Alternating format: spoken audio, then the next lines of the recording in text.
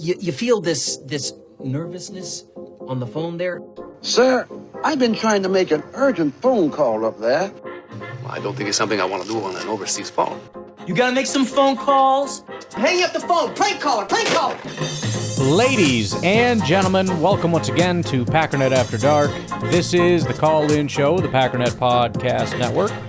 If you'd like to call in, if you'd like to participate in the show, please feel free to do so. The phone number here is 608-501-0718. New callers go directly to the front of the line. We don't have any new callers today, and I'll be watching the Bears game together with you as we do this. Not really with you, but, you know, we're going to pretend. Hoping for the best, because I'm looking forward to a laughing at the enemy this week. We shall see. Always got the Lions. Either way, we'll hammer them. Anywho, we, like I said, don't have any new callers. I think I said that. Let's get started with Omar. What's going on? It's Omar the Firefighter. How y'all doing? I was calling. I was happy about the win. I'm glad we got a win. I was happy the run blocking looked good. Josh Jacobs looked good. I appreciate that. I'm actually happy right now. I'm on vacation. Yes. Me and the wife are on vacation. We're in Hawaii right now. Oh. For her birthday. Her birthday is today, and mine is 5 days from now. Bro, I got my wife a cheesecake. I can't let my wife listen to this. So I decided to take a whole week, and we just go up there. And it's funny because I had to watch the Packers game at 10 o'clock in the morning, Yeah. which I'm not used to. So it's kind of weird. And Sunday Night Football came on at like 3 or something like that, like 2 or 3 o'clock. So just weird time to try to get used to everything. But I made sure I watched it and everything, so that was good. I was happy to see that. I love Golden. Looks like he's going to be a good receiver for us, and he didn't, he didn't drop anything, and he ran good routes. So I was talking to my other friend that's a Packer fan, thinking that we should extend Dobbs, and I'm like, Dobbs is a good receiver, but he's like number 2. No, he's not going to take over a game, but Yeah. he hopefully won't lose you a game, But if you put Darrell Reeves or somebody on him, from back in the day, a real good cornerback on him, I don't think he'll beat him. But I can see Golden maybe doing that with his speed, when he gets to learn. So I'm happy about that. But I still feel like we can go to the Super Bowl. Or we got a lot of good teams lost. The Eagles lost. Yeah. Dallas lost. Which Everybody's got to figure some stuff out. Our tie feel a little worse because they lost to the Panthers. So I'm going up. I'm going to be in Lambeau when we play the Panthers too. So I definitely want to make sure I pick that game because that should be a surefire win. So it better be. But I'm liking how everybody's doing. Everybody's playing better. It's not all end of the world. Every team, I guess, loses to a game, that they shouldn't lose, or to a team they shouldn't lose to. So everybody was mad. I know everybody probably listening was tough getting through those Monday calls. But it's over. We got a W, so now you get the more positive stuff. So anyway, go Pack, go. Just want to give y'all a shout out. I saw about 3 other Packer fans as well, and I'm repping my jersey everywhere I go. So they know. It's just funny how you can see a Packer fan anywhere. Anyway, it's a lot of Rams fans here. I don't know if it's the color or maybe because I don't West know why, Coast. but I saw a lot of Rams Kind of makes sense, I fans guess. here. But anyway, go Pack, go. Question is, when you see somebody in a jersey, do you yell "Go Pack, go" and then do they say it back? I still want an answer on that. If I'm weird or if beer cheese is the weird one on that. All right, let's move on. Yeah, by the way, I'm with you 100%. Definitely. What's going on? It's Omar the Firefighter. How y'all doing? No, we don't need to do that. I just crashed into a cop car and I'm getting shot. Jared, go ahead. Howdy. Jared traded the Uber driver from Texas. And go Pack, go. Good job. Good dub. Yet again, a lot of people probably felt it was a little too close, but hey, 9-point win is still a 9-point win. Technically 2 scores. I'll take it. No, technically, it's 2 scores. And man, I can't believe we got that timeout off to have McPherson miss a 67-yarder. Oh my goodness, that was nuts. But also, hey, part of the game. He missed 2 field goals. dang. Yeah, why you gotta suck, bro? You know what I mean? And hey, our signed kicker that wasn't Alex Hale for some reason came in, was clutch enough. Hey, I'll take it. And then, Jacob's good day. Apparently it was his fluke game. Crazy that he came out and did all that. Unfortunately I missed part of the first quarter, which I guess was part of the worst part of the game for us. That'll help your opinion of it. At least offensively.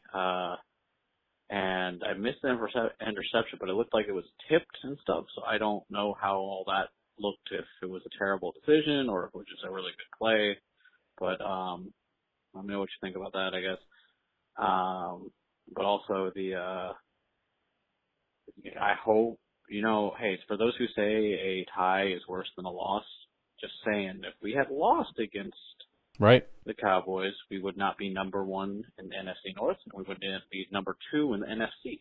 Just saying, just pointing that out there, all right? So, hey, I'll take it. Also, I hope that Brian Branch gets suspended. Yes. And hopefully they look at some older footage. Maybe we can all send in some older footage of him being a dirty player. Yep. Maybe he will be suspended longer. Be great. Maybe. Anyways, that's wild that fight happened after the game. Well, all right. Oh, So you jag off. Good night. Remember, we won. Lions lost. Go back up. Stupid Washington kicker missed the field goal. Who misses 50-yarders anymore? That's a chip shot, dude. You pathetic loser. Man, I hate that the Bears are going to win this game. I was shocked because I got in a little bit late and I turned it on and I see Washington celebrating and I'm like, oh, this looks good. They're all having a good time. Apparently it was their first score and they're down 13-7. I'm like, well, that actually kind of sucks. Then they get a stop. They drive down the field and this frickin' loser misses a kick, and now the Bears are going right back out with a minute left. They're going to drive down. They're going to get more points. Probably going to get the ball at half. I hate everything. Stupid Washington idiots. Oh, here's a deep shot. Ha! You all suck. All right, I'm sorry. Kyle from Madison. Ryan, what's up, man? Kyle from Madison. What's going on? First of all, I want to thank this man behind me that decides to start his jackhammer anytime I start thinking about calling you. So that's just nice. Sorry about that. Well, win is a win, sir. And I believe now the Packers are back in first place in the division. Yeah, right? man. Pretty sure that's how that works. So Gotta do some math, was kind of but nice to see the Lions get out. served up a little bit last night as well. I was kind of I'm not surprised. I was kind of surprised, but a lot of people pissed off. They want to see 30-point win. Right. As soon as they announced, I don't know who's betting on the 14-point spread, but as soon as Flacco's announced as the starter, that just seemed like a stupid bet. Yeah. Which I made, but thanks. Clearly the way to beat the Packers defense so far is this paper cut, quick passing offense. And you got to give Flacco credit as annoying. Second. And you talked about this last week. When you get these teams that are playing so far above what their normal ability is, it's so annoying. And here's another one where freaking Flacco is just dotting up Chase down the field. I mean, that touchdown, I think there's 2 Packers on him. I think Nixon was one of them. I mean, I don't know what else you can do. It's a perfect pass. It's just right into his freaking chest. Yeah, I don't know. There were some super annoying throws because of how good they were that Flacco had. And Packers clearly still have stuff to figure out, but I'm not going to walk around like we lost like some people. I mean, these are these annoying teams. If this was Jake Browning, different story. Right. Then I might have been betting on the 14-point spread, but you knew as soon as the Flacco was going to be in there, it was going to be some annoying BS like this. And then to find out we don't have our kicker, I didn't even realize that. And then for him to perform was pretty great. Yep. There was some good stuff here too.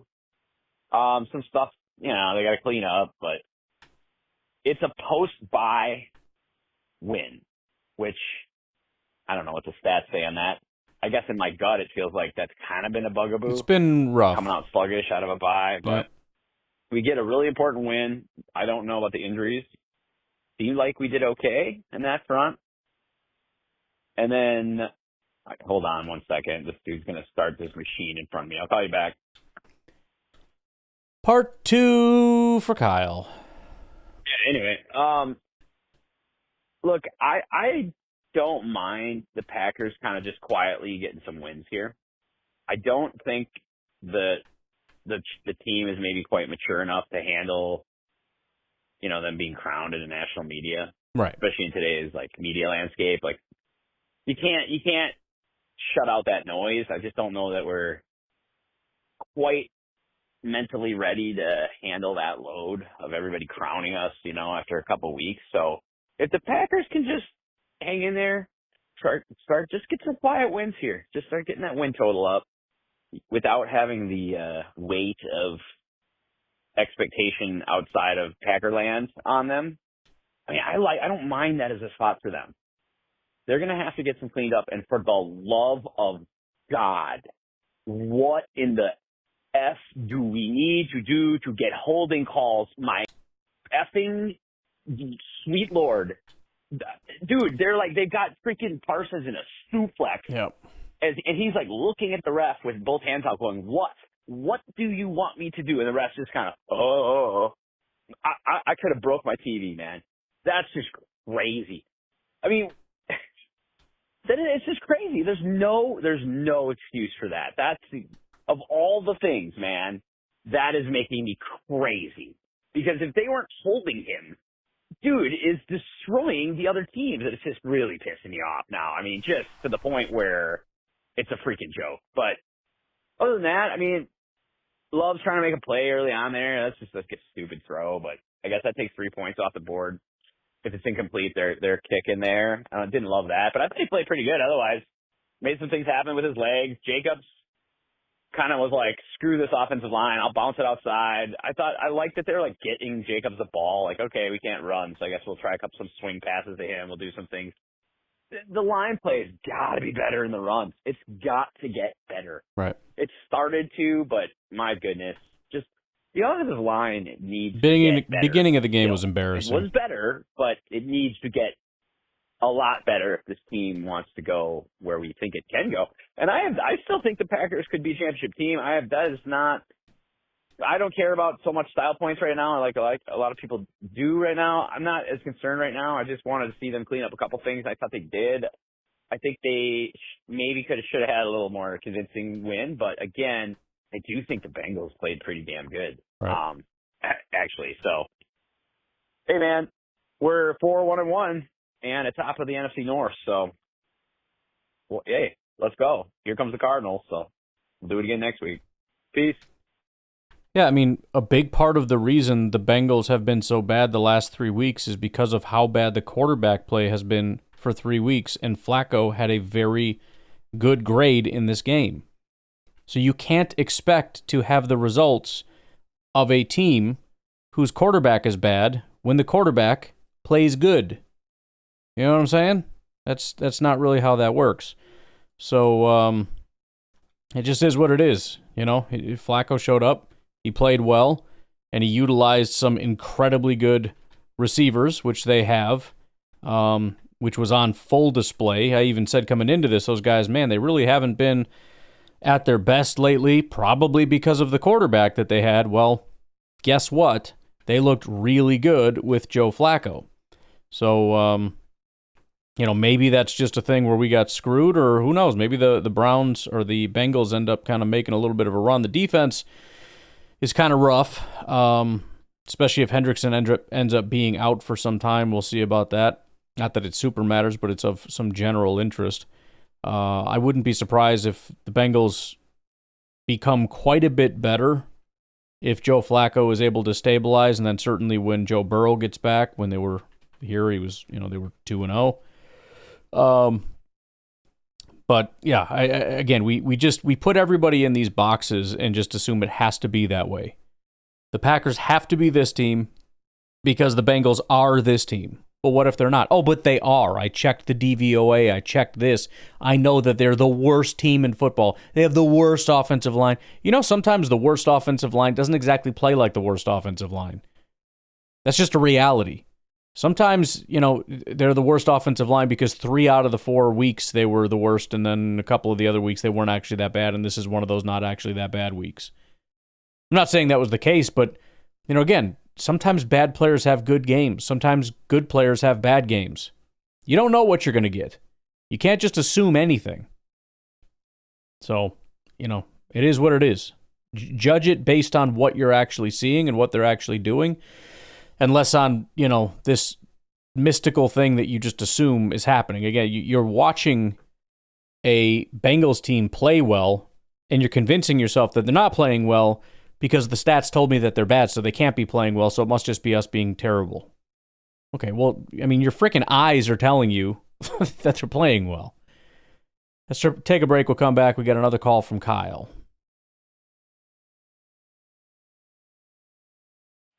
Oh, hey, real quick, too. I mean, this is very likely next week going to be the same damned if you do, damned if you don't kind of scenario. You get Jacoby Brissett, maybe, likely, coming in with the Cardinals. So now it's like, even if you win, you lose, right, unless you've won by 1,000. So, and then if you don't win, it's the end of the world. I don't know. We got some slop coming, and I don't love that. We'll see. We'll see what's going on with the Cardinals. They played Indy pretty tough, but, you know, it's just kind of another game. You know, like, it should be a win, but I don't love the mystery box kind of slop teams that we're having to play, and I don't know that the team's necessarily getting up for it how they should, but we'll see. We'll see, man. But a win. It's a win, y'all. It's a win. Peace. Yeah, and I feel like that's going to end up being a theme this week. The Packers they don't need to be a playoff team this week. If they are, great. You know, it would be great because you probably beat them by a lot of points. But it's not even that big of a deal because it doesn't mean you're going to be that next week or the week after that or the week after that. It doesn't mean you're not either. It's not like, oh, no, we got up too early. And then it doesn't mean any of that. The only thing that you're going to do this week is what you did this week. And it really doesn't inform anything for next week or the week after that. So what does that mean? That means we need to be good enough to beat the Cardinals. And that's really it. It would be nice to see some growth. I think the most important thing is going to be health. Anybody that is out for, you know, like the season or anything terrible like that, I mean, obviously that is catastrophic. And those are the things that are really going to actually impact the future. They're actually going to impact our ability to win playoff games and whatnot.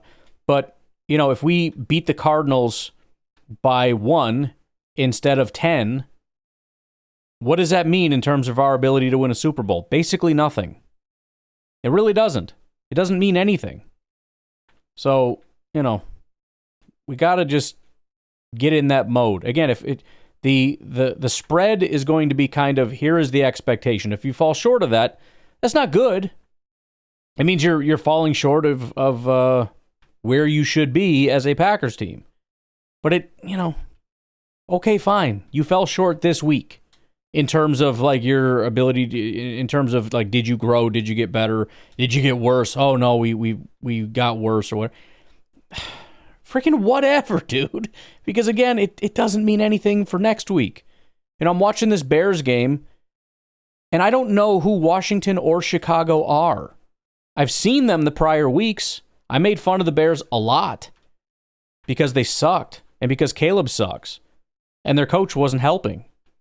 But I'm not sitting here saying, therefore they're going to be bad all year. No, I'm sitting here going, gee, I wonder if they're going to be good now. I wonder if this is a good team. I'm learning whether they are, because what happened in the past is irrelevant. They might be playoff bound. They might win the division. I don't know what's going to happen because it doesn't matter what happened in the past. It just matters what they're going to grow into. So, you know, there has to be more of that. There's nothing wrong with being analytical and looking at it and kind of saying, here's some milestones that I think we need to hit. Here's some things I'd like to see from this team. And whether we hit it or not is you know, like, oh, shucks, we didn't hit it. But, you know, again, we're ultimately trying to get to these points by playoff time. Right now, we're just trying to win enough games to get to the playoffs, hopefully winning the division and hopefully winning the NFC and getting that first round bye.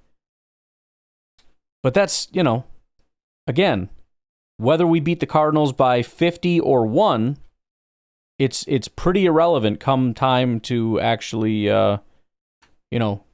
decide where we rank in the playoffs. Nobody's going to look at it and say, okay, you got the best record in the NFC, you get the first round bye. And they're like, wait a minute. They didn't really dominate teams. They just kind of beat them. Doesn't matter. Nobody cares. That's not in the rules. So they have to be good enough to beat the Cardinals, and that's basically it. There are other things that were, you kind of a little checkbox. I hope they can do this, or we need to be able to do this. But they don't need to be able to do it by next week. That's not a reality. Now, it's possible that you look at it and say, I'm starting to doubt, but there's way too much doubt way too early. So many people want to jump up and say, this team isn't going to do anything in the play. This team, you don't know what this team is going to be at that point in time. You don't know what any of these teams are going to be at that point in time. So, shut up. This is like fake analytical, fake like intelligent take on these things. Oh, well, based on this, stop it. Stop it.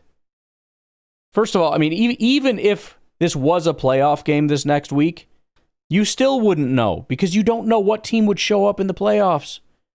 You don't even know. I mean, you might have a better idea based on what we've seen and be like, oh, I'm kind of nervous because but you still wouldn't know. But to sit here not even halfway through the season pretending that you know what's going to happen in the future because of what happened in this game or a couple things that are not good enough, you're not being intellectual. You're being emotional. You're being whiny. There's nothing intelligent about what you're saying. All right. Beer Cheese Benny, what's up? Good morning! Packernet Podcast! What's going on, guys? It's Victory Monday. Hey, man, I'm happy. We won. That's cool. Yes, sir. Won by 2 scores, so fire LaFleur, right? I'm just kidding. Yeah, dude, I don't know. I think that lots to work on. I thought the defense was fine, but they came out firing, man. And I thought they played with intensity. And I don't know if that really matters, but it just looked like they played pissed off. I felt the same way. And I liked what I was seeing, really. They got the job done. Well, what else can you say? I mean, I didn't like that they pretty much only played real good defense for about 25 minutes of the game. Maybe they let up a lot of stuff, but the thing about it, man, is that Joe Flacco was getting the ball away quick, and he was doing his job. So what can you do? The coverage has got to be a little bit better. I just think Love, he needs to start commanding this offense and being a little bit smarter, man. I was saying this yesterday after the game. That pick was just so stupid. I mean, could have went up at least by a field goal there. At the very worst, if he just throws it away. But I liked early on Love taking it himself, and that's what we've been wanting is if there's nothing there, just take it yourself. And the problem is a lot of times when he's scrambling, he just doesn't take it himself or throw it away. He tries to make something out of nothing. And I'd rather him not do that. But listen, we're back on the right track here, back in the win column. We are on top of the division. The freaking Lions lost. Brian Branch is a loser. No wonder why the Packers passed up on him, man. He's a head case. But I like what we're seeing here. And I think Jacobs, the way we were able to open him up in the game was so crucial for the offense. And if we can just keep doing that, it's going to be very good. I thought the offensive line did a pretty damn good job. So just need to keep building off of these things. And win the next, I think we can win the next 4 in a row, man. And we should. But Let me know what you think, Ryan, about this refereeing, man, because I'm telling you, I said it yesterday. I'm like, I know they weren't really calling anything on either offensive line or whatever, but dude, I don't care. Call it on both offensive lines. I want you to. Again, I love the consistency, but dude, we were being held. Our defensive players are being held so badly, man. Like at least one or two of those got to be called. You know what I mean? Yeah, and I haven't listened to the comments yet. I saw something to the effect of Matt LaFleur did address it, which is what I said he needed to do. The problem that I saw was that he was essentially saying, yeah, it's a problem and my guys are getting frustrated, but, as long as they're, we got away with some stuff too, so as long as it's even, then I guess it's fine. No. Nope. First of all, stop admitting that your guys are holding. Like, I don't need you to get up there and be like, yeah, we were holding all the time too, and they let us get away with it, so it's fine. Maybe don't do that. And then on top of that, to just dismiss it, like, well, I guess it's fair that they get to hold us because we get to hold them. No, because you have Micah Parsons and Rashawn Gary and Lucas Van Ness. They have nobody. So call it. Call it every single time. I want you to. I want you to call it. Do it. Because we're getting held a lot more than they are. I was not thrilled with that message of, it's not great, and yeah, my guys are getting upset, but they're just going to have to deal with it because that's life, and that's how it goes, and they'll be fine. No, screw that. Screw that. Stop letting that happen. If we're holding, call it. If they're holding, call it. Because right now, the message is, and apparently Matt LaFleur is fine with this, and the referees now know that Matt LaFleur is fine with this, right now, you can hold. That's the message. If you want to hold us, that's fine, and then we'll hold you. Oh, great. So we're just going to neutralize the best pass rusher in football because Matt LaFleur has agreed to that frickin' trade. No, that's not a trade-off I'm willing to make. I'm sorry. No. Absolutely not. No. No holding. Okay? How about that? How about no holding is allowed in this game? I don't know. It's kind of crazy. I know. It's a weird thing that I'm thinking here to myself. Maybe we shouldn't allow holding in a football game. I don't freaking understand that at all. He needs to be more pissed off about it and say this is a problem. Don't sit here and say, well, it's fine because we hold too. I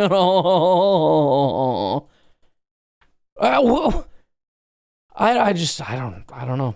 Again, I'll have to go listen to it, but I don't know how you can make that any better. That's a terrible, terrible message. Hey, Ryan. Hope my call makes it in before the next game. I'm sure there's all kinds of calls from that game, but just wanted to call because I need to ask a question. Sure. I'm listening to the Monday morning podcast right now, and why do you keep calling it a double-digit victory? You said that twice in the podcast. It was a 9-point victory, right? I'm trying to say 2-score. Sometimes I say 2-point. Sometimes I say double-digit. My brain doesn't work. I'm trying. Every time you hear me say anything like that, I'm trying to say 2-score. All right? Sometimes my brain just does whatever. This is where, again, you got like the two types of people. Some people who are very like detail oriented. These are like the grammar Nazis who are like, that's not how you spell there. Bro, everybody knows how to spell there. Everybody knows how to spell it. Nobody gives a damn. Stop being a freaking nerd. All right? I just, it's even like the songs I make. Sometimes I'll make a song and the details are completely wrong. The Clay Matthews song is like, oh, they picked him third. They didn't pick him third. I don't give a damn. It's a good song. Shut up and listen to it. So just so we're clear, if I say double digit or 2-point, I mean 2-score. 2-score. Double, you know what I mean? That's where the confusion comes in my brain. Double, 2. Yeah. I just want to know. Just want to know. And then I guess my other thoughts are pretty much the same as most people. I'm aware we won. I'm aware that it was 27-18, which looks pretty good, all things considered. The problem was, to me, it never really felt like we put that game away. It always felt like we were one busted coverage away from really having a dogfight on our hands. And I just don't understand why fucking Grandpa Flacco just seems to be such a kryptonite for this defense. Like, why does Joe Flacco come in here and he, like, just moves the ball willy-nilly wherever he wants to? He just dinks and dunks his way up and down the field wherever he wants to go. I don't get it. He's never been like an elite quarterback, and he's 157 years old. It just, that's what bothers me. I'm like, it was the quality of competition. It shouldn't have been as close as it was. To be, especially because we should have scored like 30 something points. Like, we left points on the board. The defense had a couple of collapses where it just could not play football anymore. There was a lot of things that, still do need to get cleaned up. And I know it's early in the season still. But by next week, I kind of expect to see a little bit more complete football. You've had now several games to play. You had your bye week. You had a game after the bye week to shake off whatever rust there might have been. Everybody's had some rest. So next week is going to be no more excuses.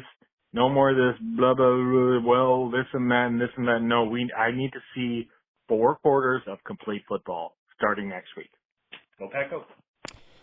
Well, again, I kind of talked about that already. This is the thing where, people say it should have been more, or under different circumstances, had this happened or had that happened, then it would have been close. And then, so what? It didn't get put away. So what?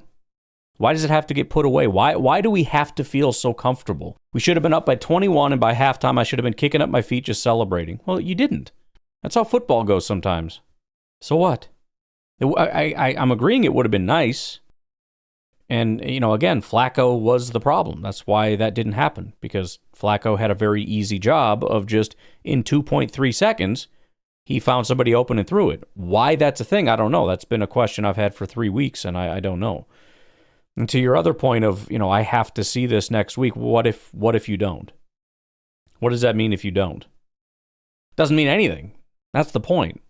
You'll be upset, I'll be upset, we'll be disappointed, aw shucks, but you're just going to hope that they do it next week.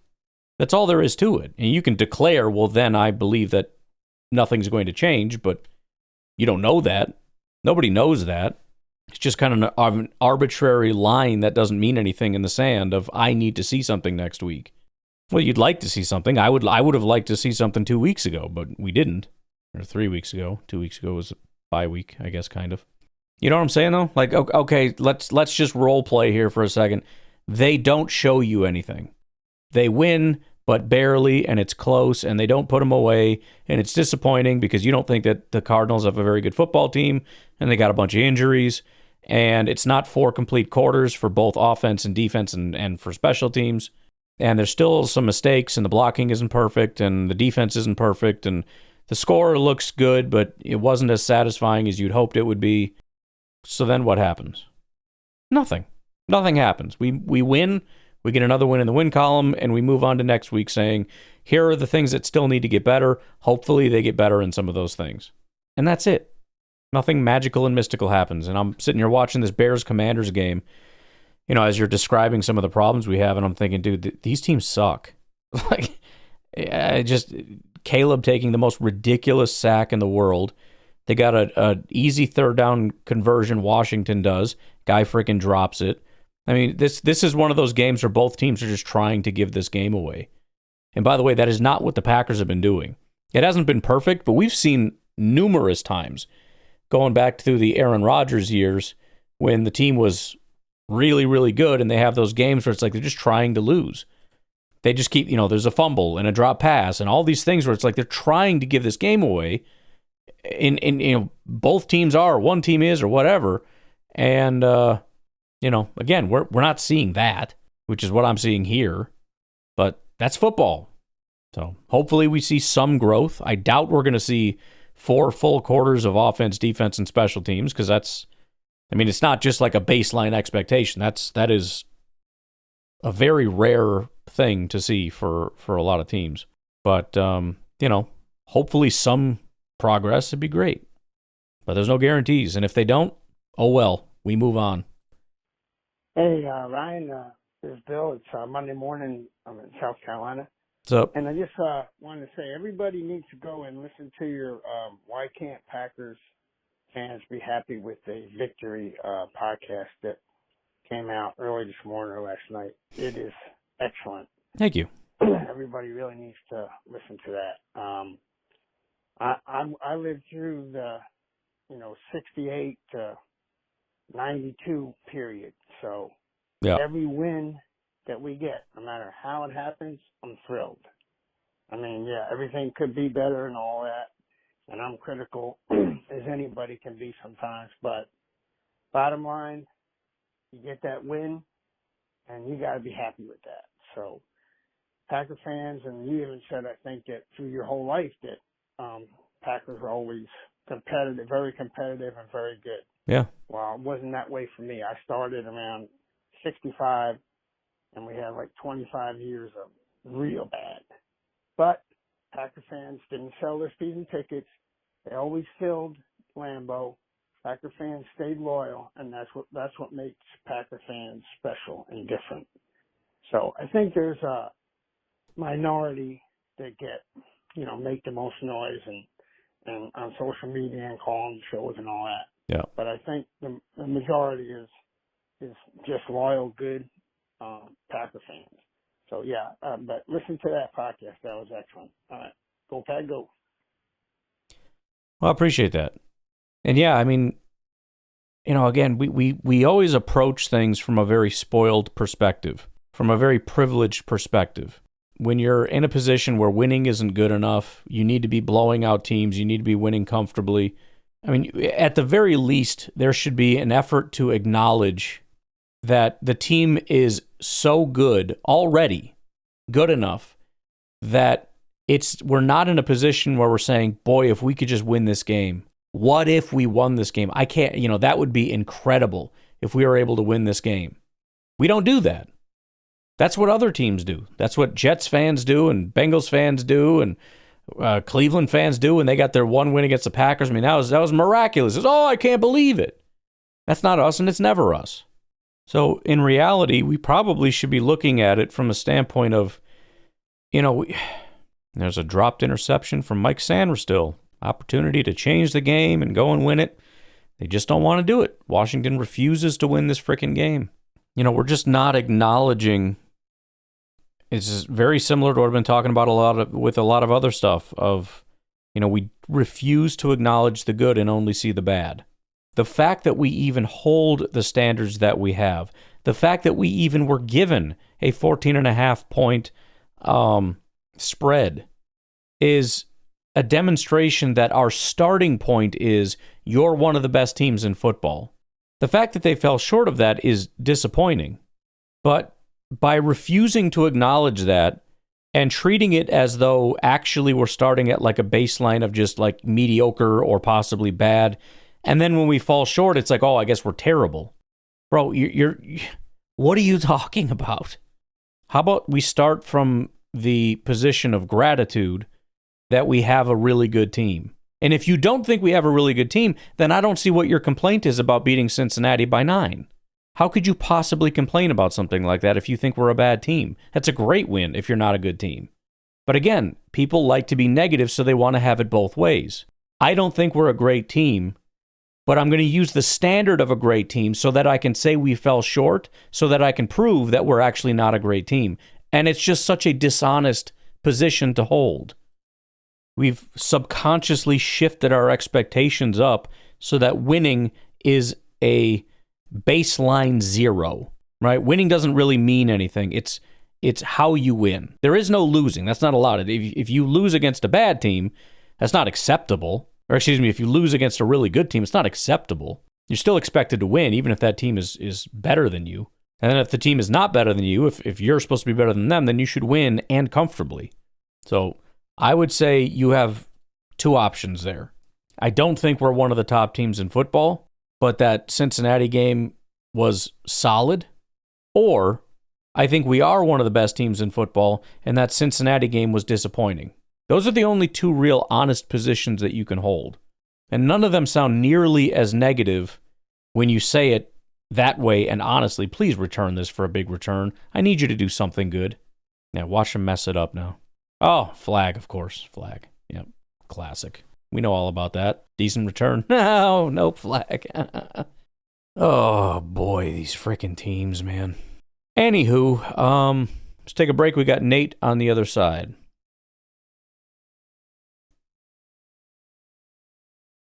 Hey, Ryan, it's Nate again. I just also had to add a little something about my personal frustrations with this team, which have been my frustrations since before the season even started. I was so excited about this team because it just felt like every single layer of this team, like every position, we had really, really solid players. You know, I think a lot of people were worried about the offensive line, defensive line, different stuff. But the position that I, and I'm sure a lot of other people were most concerned with, is the corners. And to me, it looks like that's what people are attacking on us and having success. It's get the ball out quickly so that this dominant pass rush doesn't have a chance to get to you, and just dink and dunk against these corners, because as much as I love Keyshawn, he's not a cornerback one. You can argue with the wall. You can be like, he's playing really good this year. He's not a cornerback one. Yeah. He might be having a great season. Some guys can do that. They'll have like one great season. But it's Keyshawn Nixon. He's not a blue chip guy. He's not going to be a cornerback one. He's never been going that. to have some really rough games. Yeah. And he's gonna blow games for us. I promise you, throughout this year, you're gonna see Keyshawn blow games for us. And then you've got Nate Hobbs, who's probably a CB3 playing CB2. We're like shifted one position. We've got a CB2 playing CB1, a CB3 playing CB2, and then a CB4 rotational guy as CB3. It's a little bit off, and it's our weakest position, and it just bothers me because, again, this is the formula to beat the Packers. It's get that ball. If you can get that ball out quick, if you can just have these guys run quick out routes or little curl routes and just dink and dunk your way down the field, you'll have no problem against this defense. And I know they held them under 20, 18 points. They stiffened up a little bit. I'll give the defense props where it needs to be, but you still got to look at that Cowboys game. You know, the Cowboys figured it out. All it's going to take is people watching that Cowboys tape and figuring out that our corners are not good, and just attack the corners. Attack the corners. Don't go for the safeties. Don't go for the linebackers. Just hit those corners and hit them hard, and you'll beat the Packers. More than likely. At least in my opinion. I don't know. That's just what I wanted to say. Go Pack, go. Yeah, I mean, I still believe it's more of a schematic thing than purely a talent thing. A lot of it is attacking the linebackers in the middle of the field on those little curl routes and whatnot in zone. Again, I'm not an X's and O's guy, so it's one of those things where it's like, what? When I watch it, I don't know how you stop that, but obviously some people do. I don't know, like, why wouldn't we be able to just automatically, magically do that? There's something about the way Jeff Hafley wants to play football that is just not, it's not going to work. I mean, he's going to have to break from it because everybody's just going to keep doing this. I can't say definitively, yeah, it's just because our corners are bad. Well, I mean, look at half of those throws that were made. You got Keyshawn right in his back pocket. I mean, there's nothing he could have really done any better on half of those throws, at least. So I mean, I don't know the answer. Again, there's another frickin' drop on third down, you frickin' idiot. Jeez, you stupid jagoff. Man, this team sucks. They just refuse to do anything. Oh, great. They put up a graphic that the best in the NFL on fourth down, so this is a guaranteed not get. Oop, scratch that. Got it. Okay, good. Just needed a reverse psychology. I'm going to do that the rest of the game. Washington sucks, and they're not going to win, and they're terrible, and I hate them, and everybody knows that they're terrible. But yeah, I mean, you're right that the formula, and I've been saying this since Cleveland, the formula for the offense and defense has kind of been figured out, and I think Matt LaFleur has kind of got the offense going. Jordan is obviously playing at a high level. I mean, it seems easy for how to fix the offense, but it has to be executed. The offensive line has to block. We saw once we got the run game going, Then suddenly the play action got going, and then their pass rush wasn't as potent, and our pass rush or pass blocking got better. But these guys have got to run block, because when they can't run block, these guys just rush 4 because we can't beat that, and these guys pin their ears back and they just come after Jordan Love. Because why not? They don't have to worry about running because we can't run block. But once that gets going, this offense is electric. Even when that's not going on, they kind of can jumpstart this thing and scrape it down the field. But that's the formula there. I don't know the formula. I'm hoping Jeff Hafley knows it, and it's just a matter of we got a wide open baby. Let's go. There's a blown coverage for a touchdown. Tie ball game. Don't you miss that extra point, you loser. You missed field goal dork. But again, I don't. Part of the frustration is I don't know the problem. And so there is that fear of maybe we just don't have good enough corners. But again, there are worse corners in the NFL. The Lions have worse corners. They're not struggling with this. It's not to say they're not struggling, but it's not like this. I don't know if there's any team in the NFL that's struggling with this, which is why I don't want to oversimplify it to, well, they're just so bad. I agree that we have like a 2 and a 3 playing a 1 and a 2 spot. I'm fine with that assessment. But there are guys with 3s across the board that are not dealing with this. So there is a schematic problem that needs to get figured out here, because it's really easy. And, teams are neutralizing what is essentially an elite defense because nothing matters. It doesn't matter. Who is able to display how good they are with an offense that gets the ball out, what did I say, like 2.15 seconds when not under pressure? Your pass rush, your defensive tackle, your linebackers, nobody's able to even do anything. You can't put anything good on tape in that amount of time. Safeties can't even drop down into the field of play in that amount of time. McKinney is useless. We got him playing deep safety. Nobody's throwing it down there. Nobody wants to anyways because he's there. But, are you freaking kidding me? Why would we hold on to the ball and let Micah Parsons and Rashawn Gary come after me and then challenge Xavier McKinney? That's stupid. When I can throw a quick slant route to a guy that's on, Keyshawn Nixon, or throw a little curl route in between Edgerrin and Quay Walker, who are just standing there.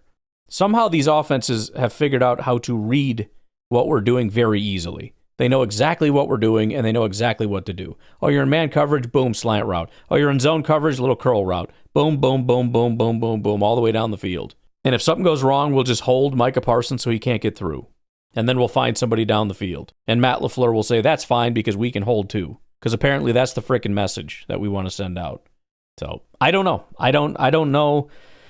I'm thinking maybe tomorrow. We'll see. I might want to do a walkthrough. These things usually tend to go pretty slow, so it might be like the first half and then the second half kind of thing, or maybe we'll just do offense or just do defense. Maybe something will become apparent. Actually watching it, sometimes things can pop out. I kind of doubt it. Oh, the Bills just lost to the Falcons?